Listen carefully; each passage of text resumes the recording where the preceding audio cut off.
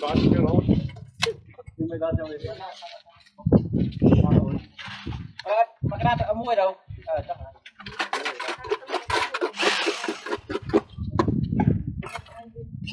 Rồi, buang có tay đâu buang.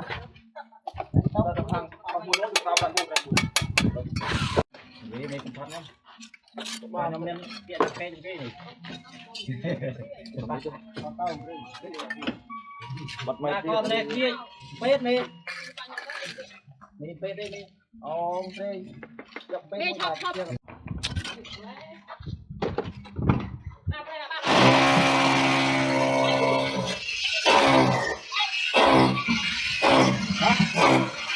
Nó có màu đỏ.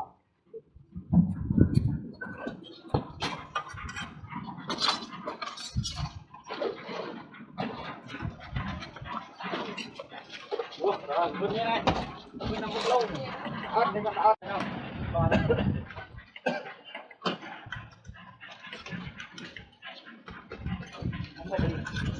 Còn không phải đi. Không đi.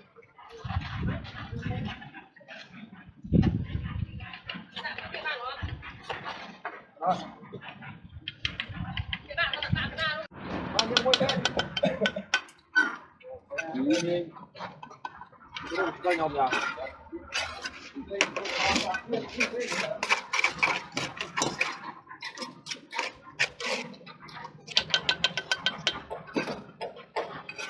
thì cho nhâm nữa. Đây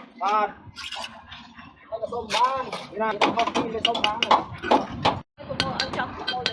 Đi chơi cho lăng muối. Lăng muối.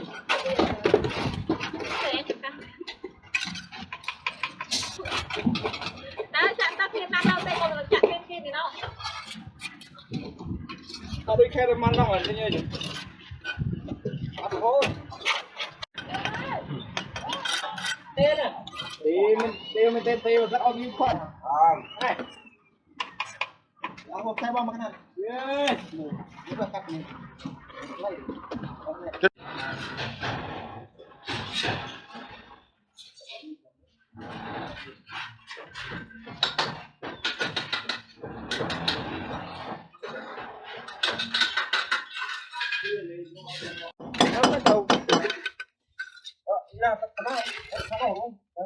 Mì cái này này lên tàu to mì con đây chẳng lên cho con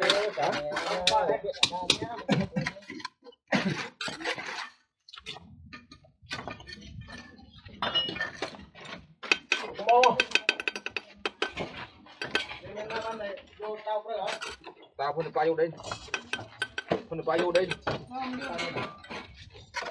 cái bắt kho không tôi sao mà vậy